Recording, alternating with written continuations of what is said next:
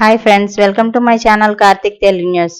Friends, ఇంతవరకు ఎవరైతే మా ఛానల్ సబ్స్క్రైబ్ చేసుకోలేదో వారైతే ప్లీజ్ సబ్స్క్రైబ్ చేసుకోండి ఫ్రెండ్స్. అలాగే మీకు వీలైతే మా ఛానల్కి ఒక లైక్ అయితే చేయండి.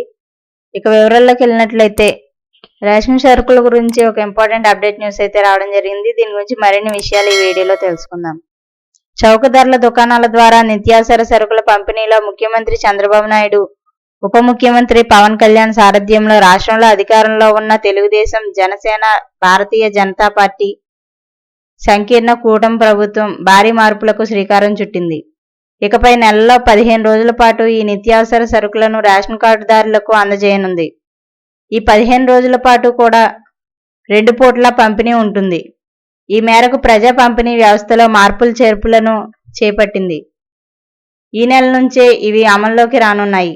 ఈ విషయాన్ని ఉప ముఖ్యమంత్రి పవన్ కళ్యాణ్ వెల్లడించారు.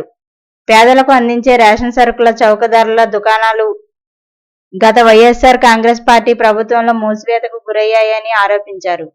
నిత్యావసర సరుకులను ఇంటింటికి సరఫరా చేస్తామని 1600 కోట్ల రూపాయలతో వాహనాలు కొనుగోలు చేసిందని ధ్వజమెత్తారు.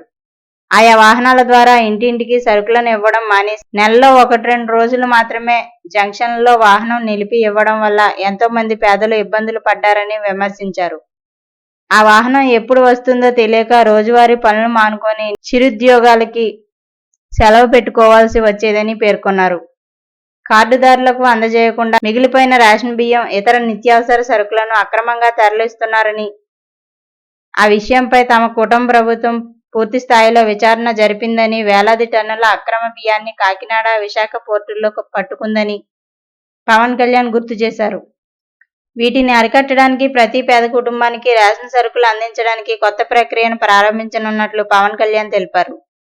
ఇకపై ప్రతి నెల 1వ తేదీ నుంచి 15వ తేదీ వరకు ఉదయం 8 గంటల నుంచి మధ్యాహ్నం 12 గంటల వరకు, మళ్లీ సాయంత్రం 4 గంటల నుంచి 8 గంటల వరకు రేషన్ డీలర్ల దుకాణాల వద్ద అందించనున్నామని తెలిపారు. దీని ద్వారా రద్దీని తగ్గించడమే కాకుండా ప్రతి ఒక్క కుటుంబానికి నిత్యావసర సరుకులు అందేలా చర్యలు తీసుకున్నామని ఆయన వివరించారు. దివ్యాంగులు, 65 సంవత్సరాలు పైబడిన వృద్ధులకు ఇంటి వద్దనే రేషన్ సరుకులు అందించే సౌకర్యాన్ని కూడా ప్రభుత్వం కల్పించిందన్నారు. సో ఫ్రెండ్స్, ఇది update news. Thank you friends. Thanks for watching this video.